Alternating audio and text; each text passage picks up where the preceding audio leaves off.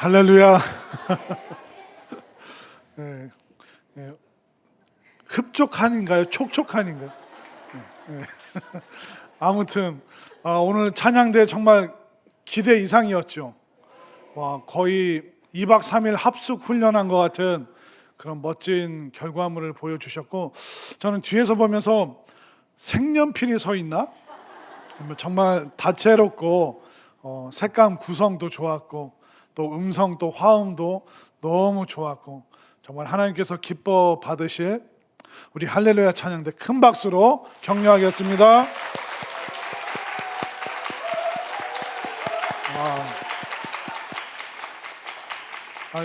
그냥 요 모습 요대로 뭐 선교지라든가 그럼 아프리카나 한 브라질 정도는 가야지 좀 갔다 싶을 것 같은데, 앞으로 선교지에도 또 많이 가 주실 줄로 믿습니다.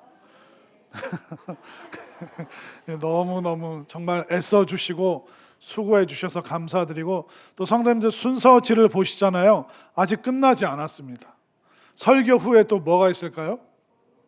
네, 그래서 또 이따 부부 찬양팀이 찬양을 할 텐데, 저는 순서지 보면서 오늘은 그냥 설교하지 말고 그냥 같이 이렇게 흥겹게 찬양하면 좋겠다, 이제 그런 생각을 해보게 됐는데, 그래도 제가 또 할 거는 해야 되니까 말씀을 좀 나누고 싶은데, 여호와를 찬양하라. 이 찬양은 거대한 음악의 그 범주 안에 들어와 있는데, 하나님께서 우리에게 음악을 주셨습니다. 하나님께서 우리에게 음악을 주셔서 우리의 신앙을, 또 우리의 믿음을 표현할 수 있는 도구로 이 음악, 특별히 찬양을 우리에게 주신 것이죠. 그런데 우리가 이 찬양으로, 음악으로 이제 세상을 또 살아가는데, 사람이 살아갈 때 그 세 가지 관계를 맺으며 살아갑니다. 하나님과 관계를 맺고 살아가고, 또 사람과 우리가 관계를 맺고 살아가고, 또 우리가 자연 속에서, 만물 속에서 우리가 관계를 또 맺으며 살아갑니다. 근데 이런 다양한 이 관계를 가지고 살아갈 때 우리의 감정이 그 관계 속에 이입이 돼야죠. 근데 이 감정을 나눌 때 뭐로 나눌 수 있을까요?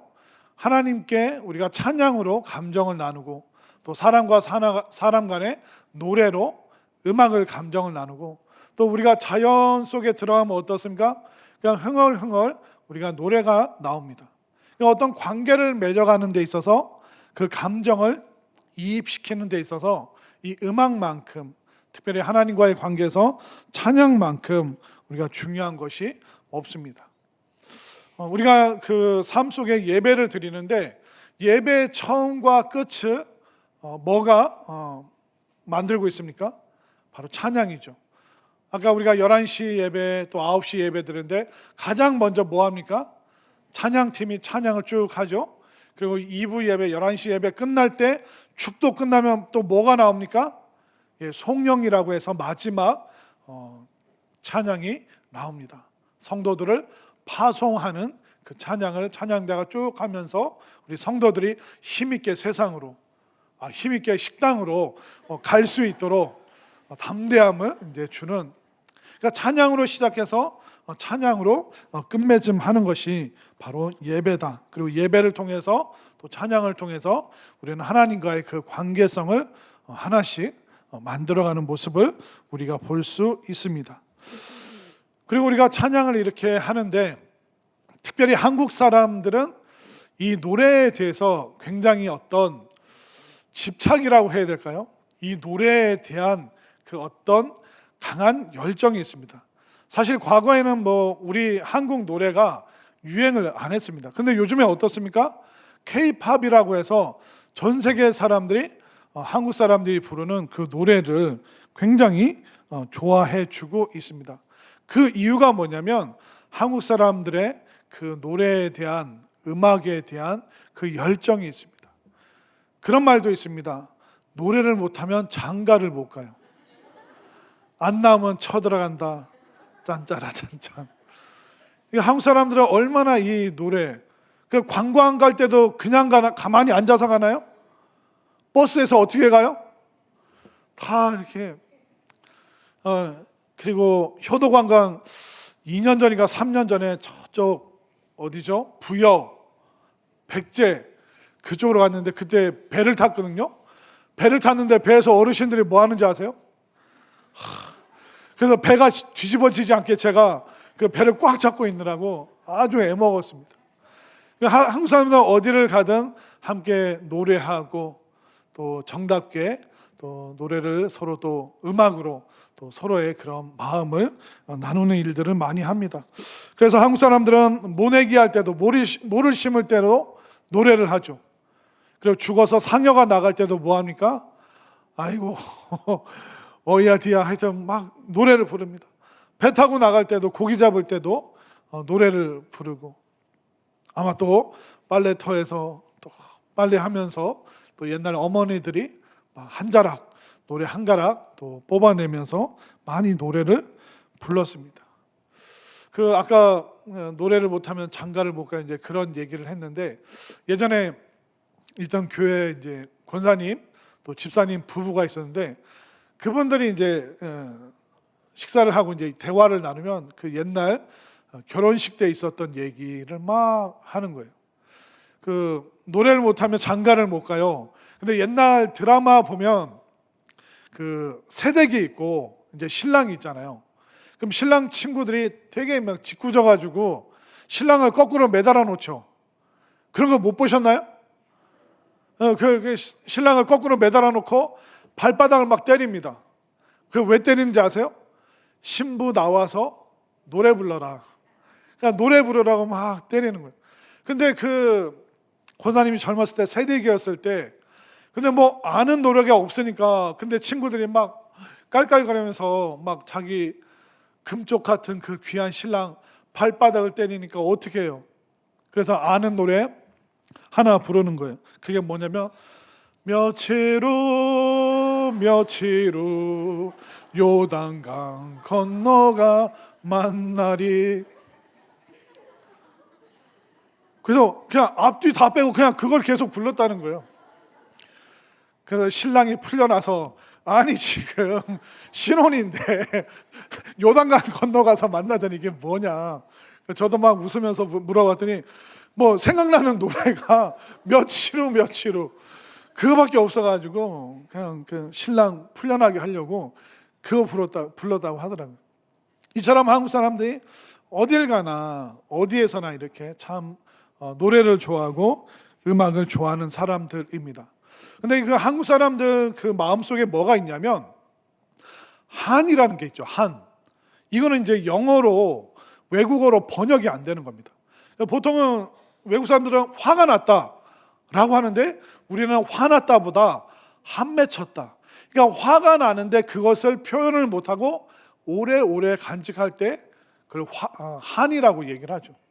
그래서 한국 사람들의 그 노래 속에는 가락 속에는 한, 이걸 좀 어렵게 비애문학이라고 합니다.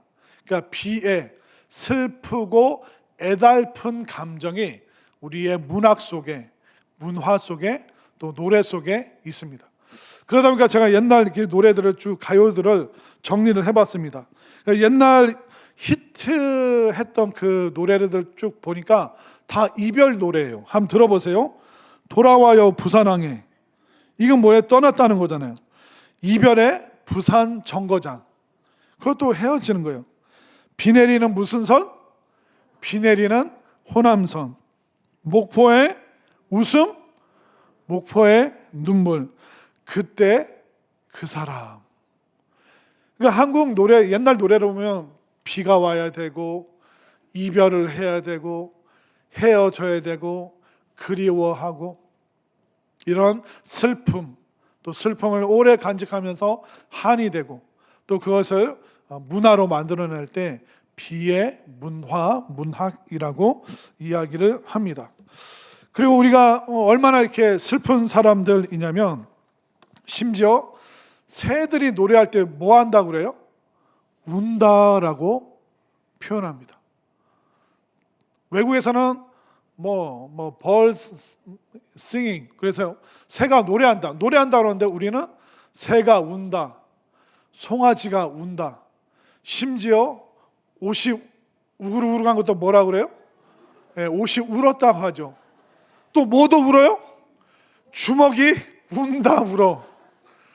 왜 이렇게 운다는 표현을 한국 사람들이 많이 쓰는지 모릅니다. 그러니까 전 세계 어디에서도 찾아볼 수 없고 대부분의 뭔가 슬픈 거, 또 뭔가 좀 제대로 안 된 거를 다 울었다고 합니다. 그러니까 문풍지에서 바람소리 슉 나는 것도 문풍지가 운다라고 그렇게 우리 옛날 사람들이 그렇게 표현을 했습니다. 그런데 하나님께서 이렇게 슬픔 많고 한이 많은 우리에게 음악도 주셨지만 뭘 주셨을까요? 바로 찬양을 주셨습니다. 두 랩돈이 두 달란트처럼 쓰일 수 있는 그 능력은 바로 음악과 노래를 뛰어넘어서 바로 찬양의 능력이 있다는 것을 믿으시길 바랍니다. 또 여러분들 또 나중에 시집 가서 신랑이 붙들렸을 때 뭐 불러요? 며칠 후 며칠, 그거 부르면 신랑이 풀려납니다. 찬양에 이렇게 능력이 있어요. 찬양이 얼마나 좋은지 한번 볼까요? 한번 오늘 본문 말씀을 보겠습니다. 자, 오늘 본문 말씀 1절과 2절 말씀 한번 볼까요? 1절을 제가, 2절을 여러분들이 있습니다. 할렐루야, 그의 성소에서 하나님을 찬양하며 그의 권능의 궁창에서 그를 찬양할지어다.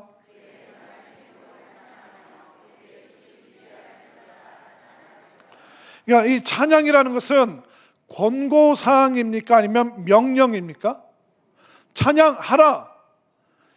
그러니까 모든 우주 만물도 찬양하고 또 모든 사람들도 하나님의 성전에서 찬양하라. 그러니까 삶의 모든 순간마다 찬양하라라고, 하십시오라고 권면하는 게 아니라 찬양하라라고 분명히 명령을 하고 있습니다. 그러니까 여러분들이 찬양하는 모습을 보면요, 신앙이 어떤지 사실 다 대번에 알 수가 있습니다. 그러니까 우리가 예배 드릴 때 제가 좀 템포가 빠른 찬송가는 박수하면서 찬양하자고 하잖아요. 근데 어떤 분들은 박수를 안 해요. 가만히 있어요. 뭐 발장까지는 안 끼지만 가만히 있어요. 또 따라 부르지도 않아요. 이 사람이 지금 기쁜 거예요? 뭔가 불만이 있는 거예요? 불만이 있는 거예요. 뭔가 심기가 편치가 않은 겁니다. 그러니까 마음 불편하니까 찬양을 안 해요.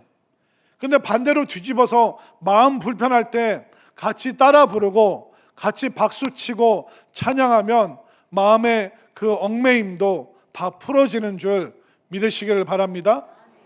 성소에 찾아온 사람들 중에 좋은 일 있는 사람만 어디 있겠어요? 어렵고 힘든 사람들도 있죠. 아파서 오신 분들도 있고, 경제적인 어려움, 무거운 짐을 가지고 오신 분들도 있고, 자녀들 때문에 속상하고 답답한 감정 가지고 오신 분들도 있죠. 그런데 성경은 분명히 말하고 있습니다. 하나님의 성소에서, 하나님의 성전에서 찬양하라. 찬양할지어다. 아주 힘주어서 명령하고 강조하고 있는 것입니다. 그렇기 때문에 여러분들이 어떤 상황에서든 어떤 감정에서든 빨리 이 찬양의 세계로 들어올 수 있게 되기를 바랍니다. 다 함께 찬양하고 또 다 같이 박수 치는데 거기에 참여를 못하면 어떻습니까? 점점 본인의 마음이 안 좋아집니다. 감정이 안 좋아집니다. 마음과 감정이 안 좋아지면 몸도 안 좋아지고 결국 삶도 인생도 점점 안 좋아지게 되는 것입니다. 그런데 우리가 힘들어도 열심히 찬양하고 또 힘들어도 박수치고 또 어려움이 있어도 우리가 함께 따라할 때 그때 하나님의 능력이 임할 줄로 믿습니다. 그러면서 오늘 말씀이 또 어떻게 찬양하라고 구체적인 행동 지침을 보여주고 있습니다.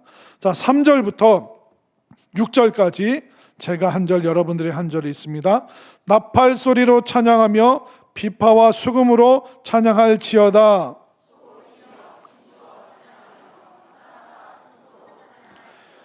큰 소리 나는 재금으로 찬양하며 높은 소리 나는 재금으로 찬양할지어다. 호흡이 있는 자마다 여호와를 찬양할지어다. 할렐루야. 아멘인가요? 결국 모든 악기를 총동원해서 그러니까 뭐 예전에 뭐 드럼 치지 마라, 기타 치지 마라 그랬는데 그건 성경적이지 않습니다. 모든 것을 다 동원해서 요즘에 할렐루야 찬양대가 호른도 동원하고 이제 플룻도 동원하고 다음엔 또 누가 뭐 준비하고 계시죠? 문화센터 안 다니세요? 가서 이 뭐라도 좀 해야죠. 뭐 첼로를 하든지. 정말 우리들 속에서 못하면 그런 사람이 전도되어 올 줄로 믿습니다. 막 트럼펫 또 뭐 엄청 많잖아요, 악기가. 그래서 하나님, 성경은 말하고 있어요. 하나님을 찬양할 때 우리의 모든 것, 우리의 마음과 목소리뿐만 아니라 동원할 수 있는 모든 것을 총동원해라. 오죽했으면 옷을 저렇게 입고 왔겠어요. 동원할 게 없으니까 저렇게 색연필까지 가지고 와서 지금 최선을 다하고 있는 이 모습을 지금 보여주고 있는데 하나님께서 기뻐하실 줄로 믿습니다. 그렇기 때문에 이 찬양이 얼마나 중요한가. 하나님께서 모든 것을 동원해서 찬양하는 것을 듣고 싶어 하시기 때문에 이렇게 말씀하고 있습니다. 그래서 찬양은 어떻게 보면 하나님을 가장 기쁘시게 할 수 있는 요소 중에 하나입니다. 그 예배는요 3요소가 있어요. 예배의 3가지가 뭐냐면 기도, 설교, 찬양이에요. 이 3가지 중에 하나님께서 제일 기뻐하시는 게 뭘까요? 제가 설교자니까 설교라고 얘기해야 되는데 사실 찬양입니다. 기도는 어떻습니까? 날마다 달라고 하니까 하나님 얼마나 힘드시겠어요. 그 목록 막 적으시느라고. 기도는 매일 달라고 해요. 그럼 어쩌면 우리 성도님들, 장로님들 죄를 그렇게 많이 지었는지. 하나님 한 주간 저희들 죄 가운데 있었습니다. 그래서 저는 앉아가지고 왜 이렇게 죄를 많이 지실까? 그런 회개하는 기도 들으면 하나님도 마음이 힘드시죠. 또 설교 어떻습니까? 설교는 제가 해보니까 하는 사람도 힘들고 듣는 사람도 힘들더라고요. 듣는 사람들 오죽 힘들면 이게 자요. 얼마나 설교가 힘들면. 제가 예전에 그 은퇴하시고 몇 년 지난 목사님 만났어요. 목사님 어떠세요? 뭐 이런저런 얘기하다가 그냥 농담으로 그 목회 은퇴에 장단점을 좀 알려주십시오. 그들의 장점은 가볼 수 있는 교회, 여러 교회를 다녀볼 수 있어서 좋다. 그럼 단점은 뭡니까? 너의 설교 듣는 게 이렇게 힘들지 몰랐다고. 자기가 담임 목사로 설교할 때는 설교 듣는 게 힘든지 몰랐는데 너의 교회 가서 남의 담임 목사님 설교 들으니까 듣는 게 참 힘들구나. 제가 설교자로서 여러분들에게 참 감사의 인사를 이 시간에 드리고 싶습니다. 그래서 설교도 하다 보면 실수할 수도 있어요. 그러니까 말 실수할 수도 있고 또 예화, 이렇게 정확하지 않은 그런 예화를 들 수도 있고. 그러다 보면 어떤 분들은 설교 듣다가 목사님이 설교로 날 때렸어, 날 쳤어, 뭐 별의별 반응이 다 있습니다. 근데 찬양 가지고 뭐라고 하는 사람 제가 못 봤어요. 오늘 찬양 하니까 얼마나 좋아요. 찬양 그냥 듣고만 있어도 기쁘고 또 행복하고 즐겁고 또 때로는 막 마음의 위로가 되고 또 우리 찬양대도 언젠가는 그 유명한 찬양 하겠죠. 며칠 후 신랑을 풀려나게 하는 그런 찬양도 하겠죠. 찬양은 누가 하든 또 어떻게 하든 뭐라 그러는 사람 없어요. 찬양을 실수하면 어때요? 어머 그래도 잘했어. 우리는 독창 솔로 그거 못해. 근데 떨리지만 그거 잘했으니 얼마나 좋아. 근데 설교는 잘했다고 하는 사람이 한 사람도 없어요. 다 그냥 은혜 받았다고 하지. 목사님 설교 참 잘해. 이러는 사람은 제가 또 못 봤어요. 그리고 설교는요, 이 시사성이 있어서 한번 했던 설교는 다음에 또 하기 어렵습니다. 그리고 100년 전에 목사님들 했던 설교를 오늘날 갖다가 똑같이 못 씁니다. 왜냐하면 시사성, 어떤 현대적인 그 흐름을 따라서 해야 되니까. 그냥 노래나 찬양은 어때요? 했던 거 계속 하잖아요. 불렀던 거 또 불러도 아무도 뭐라고 안 그러잖아요. 약간 오늘 편곡을 가미하긴 했지만 똑같은 거 한 번 그 작곡된 찬양과 노래는 50년이 흘러도 100년이 흘러도 누가 뭐라고 그러는 사람은 없어요. 근데 제가 오늘 주일날 했던 설교 다음 주에 또 하면 여러분 대본에 뭐라고 그러실 거예요? 목사님이 설교 준비를 안 했어. 했던 거 또 한다고. 여러분들 대본에 그럴 거 아니에요. 근데 찬양은 했던 찬양 또 부르고 했던 노래 또 불러도 또 새롭고 또 기쁘고 위로가 되고 감격이 되고 설교도 그런 날이 와야 될 텐데 그런 생각을 참 많이 하게 됩니다. 정말 하나님께서 우리의 찬양을 너무 기뻐하시는구나. 우리의 찬양을 너무 좋아하시는구나. 또 우리의 찬양을 얼마나 기다리시는지 모든 것을 다 동원하여 나를 찬양하라라고 하나님께서 말씀하고 있습니다. 또 이사야 43장 말씀에서는 이 백성을 지은 것은 바로 나를 찬양하게 하려 함이라 그렇게 말씀하고 있습니다. 그리고 요한계시록 말씀에서도 천국에 가면 천군 천사들이 하나님을 찬양합니다. 그리고 흰옷 입은 수많은 믿음의 백성들이 하나님을 찬양하는 모습이 나옵니다. 그러니까 영원부터 영원까지 하나님을 향한 그 찬양은 이 우주를 또 온 세계를 감싸는 그 시간이 반드시 온다는 것입니다. 이 영원한 찬양 속에 우리가 들어와 있고 그 찬양을 함께 부르고 특별히 헌신을 다짐하면서 이 놀라운 영광의 찬양을 하나님께 드리는 그 헌신된 사람으로 또 하나님께서 그런 재능을 주셔서 찬양할 수 있는 할렐루야 찬양대 부럽기도 하고 배 아프기도 하고 또 여러분들을 또한 축복하기도 합니다. 결국 이 찬양은 영원한 것. 그러면 이 영원한 찬양을 부르면서 우리가 어떻게 해야 될까요? 우리가 찬양하는 만큼 여러분들이 아름다워질 수 있게 되기를 바랍니다. 여러분들이 찬양하는 만큼 여러분들의 인생이 복되게 될 줄로 믿습니다. 찬양하는 대로 여러분들의 마음의 근심 걱정과 눈물이 다 사라지는 그 은혜와 축복이 우리 모두에게 차고 넘칠 수 있게 되기를, 특별히 우리 헌신을 다짐하는 우리 찬양대가 찬양처럼 아름답게 살아가는 인생 될 수 있기를 간절히 소망합니다.